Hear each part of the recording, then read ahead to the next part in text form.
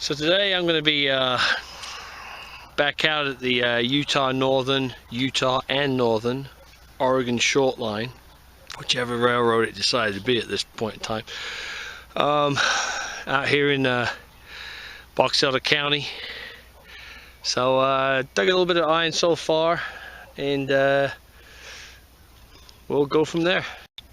Now the reason we're not at a military camp, like I said in the last video, is I've got some trips coming up, and going to the military camps involves overnighters. So we're not there right now.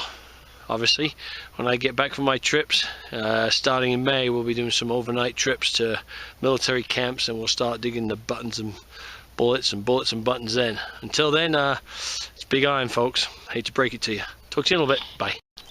Well, I just got to know. Let me preface this by saying I'm using the Technics G2. We got the DD coil on it. It's just real good when you're in high iron areas, and especially if you're looking for big iron. Well, I just dug this little baby, and I have no clue what it is. It says Westinghouse on it, and if I remember rightly, Westinghouse, anything to do with electricity? I don't know, but that's an interesting find. It's the first one I found of these. I got no clue what it is. Maybe somebody knows what it is. It looks like it might have a part number on it too.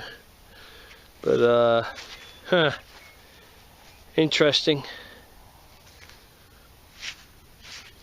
Any ideas? On to the next one. The other reason I use that coil, especially in here, it's real good for getting inside the sagebrush and what have you. There's a lot of sagebrush here, but I just got a great signal here. And anybody drop their keys? That looks like there's two keys right there stuck together, and then a third key. So I'll be interested if they date to the time of the railroad. I suspect that somewhere in this area there had to be a building. There was a lot of wooden stuff in this area last time I was here, I believe. But I'm in this hollow right next to the railroad grade, so I'm just going to work this hollow because it's the biggest hollow in this area. So I figure if anything was going to get dumped there, it was getting dumped in this hollow. So anyway, that's cool. 3 keys, I'll take it. On to the next one. You know, you really don't know what you're going to find. I found this. It looks like a hook, but I don't see where it hooks on anywhere. There's nothing broken on it. There's just seam. It was cast. It's got numbers on it. It's got something right there. And on this side it's got numbers. 76420, I guess. Very interesting. Alright, we'll keep looking. Talk to you in a little bit. Bye. Well, I was actually only there about an hour. I've got something else I got to go to real quick, and then I'll either pop back here, or I will go to the railroad town. Which, you know, those of you that are in the know where it is. Anyway, no big deal. Anyway, but found a few things. Got that Westinghouse piece of iron. Got 2 of these hooks. For the life of me, it makes no sense. I mean, they're not. There's nowhere where they attach. Like I said, this one's got some writing on it, letters, something on this one too, which you can't tell what it is. So 2 hooks. That's off the narrow gauge. That's off the original rail out here. There's a spike. That one's actually a little bit smaller than the other spikes I've gone out there at the Union Pacific and CPRR rail site, the railroad town. Dun, dun, dun. I know what that is. I've got one of these complete. 2 of these on either side of a metal bar that came out in hooks, and I wonder if it's something to do with maybe electric cars. I don't know. That's got some writing on it. I can't read quite what it is. It looks like it might be a patent number. Piece of brass, mystery metal, cotter pin. Here's our 2 keys. I got another one of these big old insulators. An interesting piece of iron right there, very thin and flat. And I got this tin lid. Might have some writing on it, and this was down. I mean, this was a good 8 inches down. So anyway, you know, not bad for an hour. And you figure I did dig some trash and other stuff that got tossed to the fence line, which I'll pick up on another date at another later date. So anyway, not bad. Thanks for coming along, and I will either see you this afternoon or I won't. Talk to you later. Bye. Alright, so we're back out at the railroad town. Dun, dun, dun. But numbnuts here brought this shovel out like a dimwit. So I go back to the truck and grab the more sensible shovel for when digging big holes. Because I'm sorry folks, this one just does not cut it at all. So, alright, be with you in a second. Bye. Oh, I've redeemed myself. I mean, I also have the right tools for the job, right? I gotta dig down a foot or so, and it looks like it's gonna be a pretty big target. I might as well use the correct shovel. I mean, that other one I've got is great for bullets and buttons and small targets within a couple of inches of the, you know, within like 6 to 8 inches of the surface. But I just started digging this signal. It's in the 80s and it's a foot down. One of my pro pointers can hear it. The other shovel hadn't even touched it yet. So anyway, I'll start digging and I'll show you what we got. Talk to you in a little bit. Alright, just so you got an idea, here's the pinpointer. There is level with the grass down there. And this is what it is. It's this, and there's a lot of it right in this area. It is a form of pot metal. In fact, oh, that might have writing on it. Like that. Well, it could do. No, I have a label on it. I don't know, but it's down there. I mean, well, a foot over a foot, and it's this like white metal, the tin metal used for tins and stuff like that. So I'll probably try and dig out a little bit more, but if I can't get it all out in one piece, I'm just going to leave it right here and save it for another day. So, all right, talk to you in a little bit. Bye. All right, some of you might call me nuts. I'm right on the edge. Actually, the edge is right there. I'm back about a foot or so from the edge from the river. Just look down. This piece of flat glass right there. It's got that mineralization look on it. That's old glass. So that's an old window pane from an office building or a building that was here from about the 1870s, 1880s.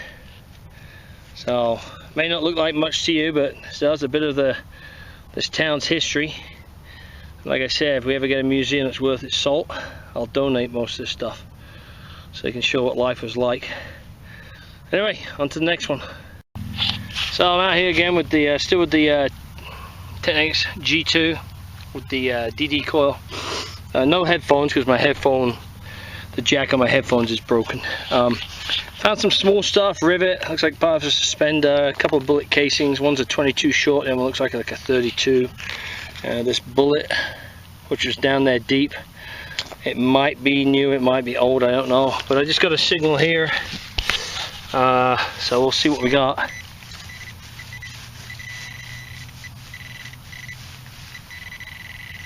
So it's in here. It's well, can't use the shovel because it'll give away the signal, won't it?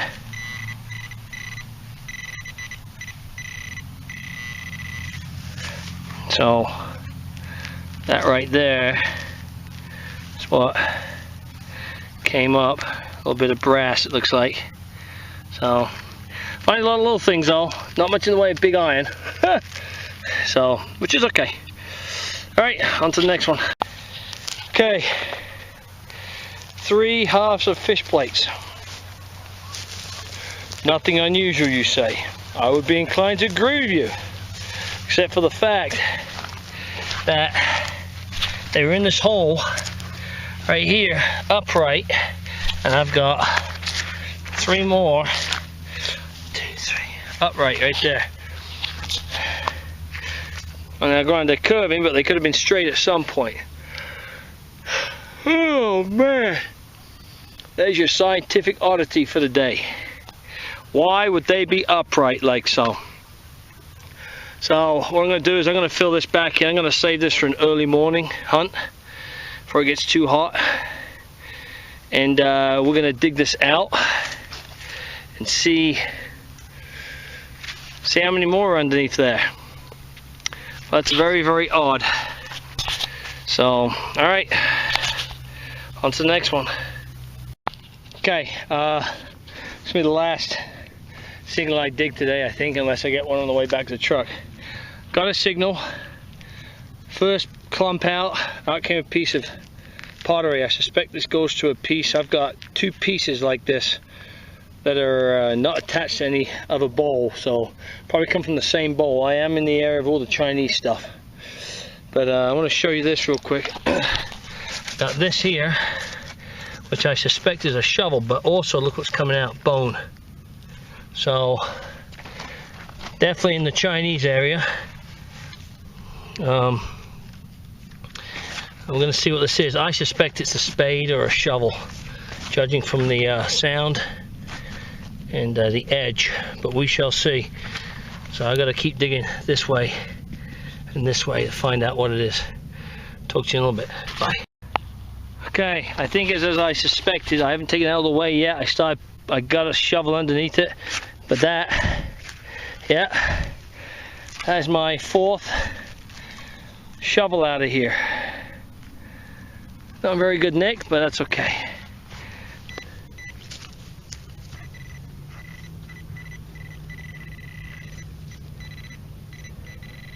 Of course, I wonder if the rest of the part that goes onto the shaft of the shovel is right there. So I'll dig that out and see what it is. But anyway, that's very cool. Very happy with that. It's my fourth one. Alright, on to the next one. Bye-bye. Okay, got a signal here. I could have sworn it was iron. I just got the hole, got out, started clearing it, my pinpointer, and I see a round disc. See it right there? What do you think it is? Is it a button? It's a Chinese coin. It's my first Chinese coin in quite a while. Let's find out, shall we? Together. It is a Chinese coin. Woohoo! Woohoo! Find of the day, right there, buddy. Oh, I'm happy. Happy, happy, happy. Chinese coin. It sounds like iron.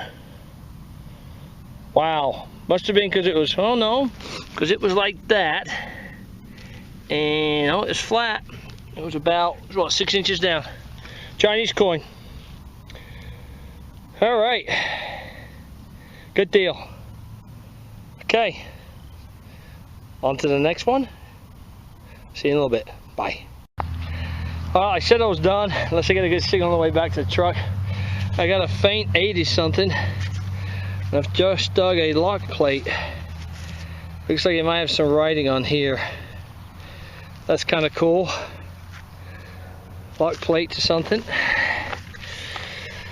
That's probably where the key went in right there. So very cool. I'm hoping it's got some writing on it. We can identify it. All right, on to the next one. As we walk back to the truck. See you in a little bit. Bye. Well, back at the truck and we're done. So this is roundup number 2 for the day. Let's go ahead and whip through this real quick. Again, I got plenty of iron out there, which I left.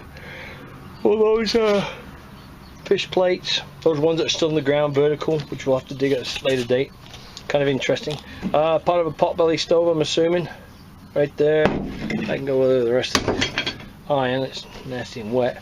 Let's see. Brass coiled up. Looks like it was a spring of some type. Piece of wood. I always collect them when I see them. There goes the phone. Nice one to wait till it's done hunting. There's a piece of wood. Probably dating back to who knows when. At least 1870s. There's that piece of glass. It's got, you can see all that glistening flakiness. That tells you it's old right there. A couple more pieces of glass. Piece of that pottery from a soup bowl. That'd be the bottom of it. Would have sat like that. I'm assuming that's part of a opium tin. D-ring. Part of a pewter spoon handle. Very nice. Here's your oddity. Piece of iron. Square. Go over there with the other pile. That's an interesting right there. Hook of some type. Again, that was an iron signal. Most, you know, all the iron signals are iron signals. There's that lock. I'm hoping there's something written on there. That'd be kind of cool. It's actually, that's not the, well, it's not a lock. It's a, it's the door mechanism. See, the lock would have, the door would have gone through there. The handle. So that's very cool. Maybe it's off a rail car or a carriage or something like that. So that's kind of, that's cool. Here's the shovel, obviously. Like I said, it's the fourth one I found. I make one hell of a display, clean them all up and everything, and get them preserved. And then, again, I mentioned if there was a museum worth a salt in this county, I'd donate it. I'd donate a lot of this stuff, in fact. That's part of those batteries. That was over in that battery area where I found those batteries last time, so I'll be adding that back to that pile. Probably one of the first centerfires, I'm assuming. I'll have to see what it says on there. But it's like a 32 caliber, 22 short, washer, fired bullet, and that does look like it's not modern. It's got some patina to it, and it was down quite a ways. I'm assuming that's a suspender clip or something like that, some type. But really the highlight for me, I have a Chinese coin. It's my first Chinese coin of the year, so I'm pretty happy in finding that. And we will hopefully find more stuff later on in the fall. The grass is starting to get real tall out here, so I think we might be done. Maybe the lower part is still flooded. There was a slaughterhouse down there. Maybe once that dries out a little bit, we might get a window to get out there, but I'm not holding my breath. So it looks like it might be time to go further afield. But yeah, Chinese coin, very cool. Very happy with that. Happy with today's hunt. Happy with both hunts actually. They were both, you know, productive in their own right, individually. So, from a rural town somewhere in Utah, I will bid you goodbye and happy hunting and good luck. Talk to you soon. Bye.